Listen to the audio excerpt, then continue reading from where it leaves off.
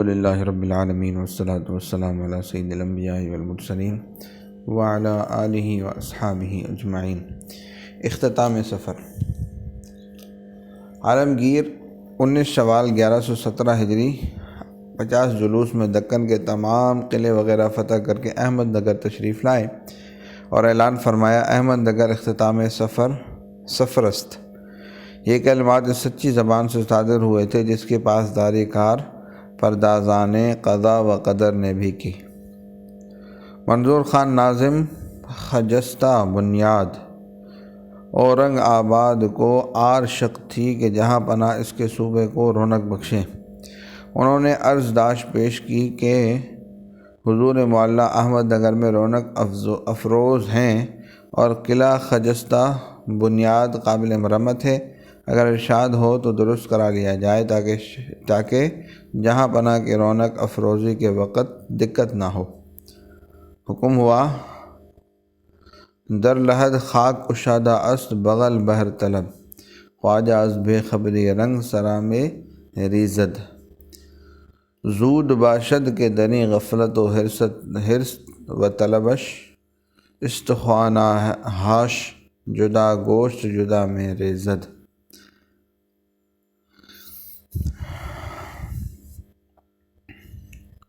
وفات عالمگیر۔ دکن کا چپا چپا فتح کرنے کے بعد سرزمین احمد نگر کو قیام کے لیے منتخب فرمایا اور اعلان کر دیا گیا کہ احمد نگر اختتام سفرست۔ یہ اعلان اس سچی زبان سے صادر ہوا تھا جس کی پاسداری کار پردازان قضا و قدر نے بھی کی۔ 1 سال بعد 1118 ہجری کے اختتام میں صرف 2 ماہ باقی تھے کہ بادشاہ کی طبیعت بہت زیادہ ناساز ہو گئی۔ احکام شریعت کی پابندی کچھ ایسی طرح طبیعت میں رچ گئی تھی کہ شدت مرض اور کمال نقاہت کے باوجود آج تک 5 وقتہ نماز جماعت کے ساتھ ادا فرماتے رہے۔ مرض خوفناک صورت اختیار کرنے لگا تو مخلص وفادار حمید الدین خان نے درخواست پیش کی کہ ایک ہاتھی اور بیش قیمت دانہ الماس کے صدقے کی اجازت دی جائے۔ درخواست پر قلم خاص سے تحریر ہوا، فیل تصدق برا وردن طریقہ اہل ہنود و اختر پرستان است، 4000 روپیہ نزد قاضی القضات بفرستید کے بمستحقان رساند۔ اس عرضی پر یہ بھی تحریر فرمایا گیا، 4 روپیہ 2 آنے جو ٹوپیوں کی سلائی سے حاصل ہوئے تھے یہ بیگم محل دار کے پاس ہیں، ان میں تجہیز تکفین ہو۔ 305 روپیہ قرآن نویسی کی اجرت کے صرف خاص کے مد میں محفوظ ہیں، صرف خاص کے مد میں محفوظ ہیں، وفات کے روز مساکین میں تقسیم ہو۔ چونکہ فرقہ شیعہ کے نزدیک کتابت قرآن کی اجرت حرام ہے، لہذا اس کو تجہیز و تکفین میں صرف نہ کریں۔ 28 ذی قعدہ 1118 کو جمعہ کا دن تھا۔ نماز صبح کے بعد کلمہ توحید کا ذکر شروع کیا۔ ایک پہلا دن چڑھے، کشاکش دنیا سے نجات پائی، رحمہ اللہ و تعمدہ بآلائہ۔ مدت عمر 91 سال 13 روز، ایام سلطنت 50 سال 2 ماہ 27 روز۔ تاریخ وفات روح و ریحان و جنت نعیم 1118 ہجری۔ مدفن قصبہ جلال آباد، ضلع اورنگ آباد، احاطہ درگاہ حضرت زین الدین قدس اللہ سرہ العزیز۔ وصیت نامہ۔ سلطان مرحوم کا وصیت نامہ اصلی الفاظ میں درج ذیل کیا جاتا ہے۔ اخلاق و اوصاف مذہبی عقائد کے علاوہ زوال مغلیہ کے اسباب پر بھی اسی وصیت نامے کی چند دفعات سے روشنی پڑتی ہے۔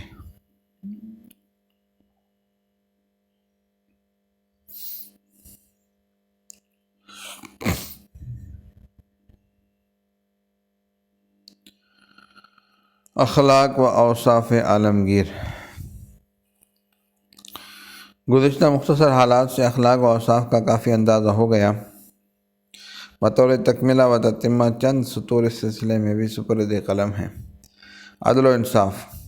اصول تا قیام بنیان سلطنت از عدالت نیز عقیدہ در دار الجزا بر عافیت و غفلت از احوال و اعمال ماخوذ خواہیم شد۔ اصول اور دستور بھی بنایا جا سکتا ہے، عقیدہ بھی تسلیم کر لیا جا سکتا ہے، مگر بسا اوقات عمل ندارد ہوتا ہے، لیکن سلطان عالمگیر کے عمل سے عقیدہ سمجھ میں آتا ہے۔ عموماً دوسروں کے لیے اصول و عقائد کو حجت بنایا جاتا ہے، اپنوں کے لیے اصول بھی نظر انداز ہوتا ہے، اور عقیدہ بھی معافی کے لیے روز جزا کے حوالے کر دیا جاتا ہے، مگر سلطان عالمگیر سب سے پہلے اپنے اصول و عقیدے کو اپنی اولاد پر استعمال کرتا ہے۔ بدترین بدخواہ اور سرکش باغی کے جرم کی تحقیق ہوتی ہے، اس کو سزا دی جاتی ہے، مگر اپنے شہزادوں کے لیے یہ اصول ہے کہ تحقیقات کچھ نہیں، جیسے ہی شکایت پہنچی فوراً سزا یا تنبیہ و عتاب۔ اس کا اصول تھا کہ شہزادوں کی یہی سزا ہے کہ ان سے متعلق شکایتوں کی تحقیق نہ کی جائے۔ صوبہ احمد آباد شہزادہ محمد اعظم کی جاگیر میں تھا۔ وقائے نگار نے عرضداشت بھیجی کہ جاناچی نے احمد آباد سے 40 کوس کے فاصلے پر سورت کی سڑک پر بیوپاریوں کو لوٹ لیا، اور جب شہزادہ کو خبر ہوئی تو فرمایا کہ امانت خاں متصدی سورت کی فوجداری میں ہوا ہے، ہم کو تعلق نہیں۔ عالمگیر نے شہزادہ کے منصب میں 5000 کی تخفیف کر دی، اور تاجروں کے بیان کے بموجب جملہ نقصان شہزادہ کے ذمہ ڈالا۔ چنانچہ شہزادہ کے نام حکم صادر فرمایا۔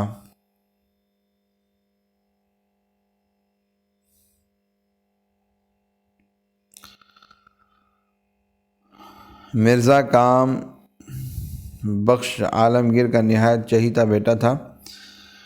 اس کے کوکے پر قتل کا الزام قائم ہوا۔ عالمگیر نے تحقیقات کا حکم دیا، کام بخش نے اس کی حمایت کی۔ عالمگیر نے کام بخش کو دربار میں بلا بھیجا۔ کام بخش کوکا کو بھی ساتھ لاتا تھا، کسی وقت اپنے سے جدا نہیں کرتا تھا۔ عالمگیر نے حکم دیا کہ کام بخش کو بھی کوکا کے ساتھ قید کیا جائے۔ چھوٹے سے چھوٹے معاملے کی اطلاع پہنچتی اور فوراً کارروائی ہو جاتی۔ اخلاق کیش واقعہ نگار حیدرآباد نے شراب پی لی اور حالت نشے میں حضرت خواجہ گیسو دراز کی مزار پر پہنچ گیا۔ دربار شاہی میں پرچہ گزرا، شہزادہ محمد اعظم کے نام حکم جاری ہو گیا۔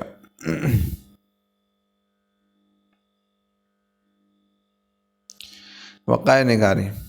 جاسوس اور CID آج بھی موجود ہیں، مگر رعایا کی نگرانی کے لیے، لیکن عالمگیر کے جاسوس حکام کی نگرانی کے لیے تھے۔ ان وقائع نگاروں کے قلم شہزادوں کے متعلق بھی ایسے ہی چلتے تھے جیسے دوسروں کے لیے۔ رقعت عالمگیر جو عام طور پر دیسی مدارس میں پڑھائی جاتی ہے، اس کے بہت سے رقعات تحریری شہادتوں کے طور پر پیش کیے جا سکتے ہیں۔ پرچہ نویسی اور وقائع نگاری کے وسیع اور منظم انتظام کے باعث پورے ہندوستان کے چپے چپے کے حالات اس کے سامنے آئینے کی طرح رہتے تھے، اور شکایتی رپورٹوں پر فوراً عمل ہوتا تھا۔ ان کو بکس میں بند کر کے رکھنے کا کوئی ایک واقعہ کسی ایک شہزادے کے متعلق بھی پیش نہیں کیا جا سکتا۔ صلی اللہ تعالیٰ علی حبیبہ سیدنا محمد وعلی آلہ واصحابہ اجمعین برحمتک یا ارحم الراحمین۔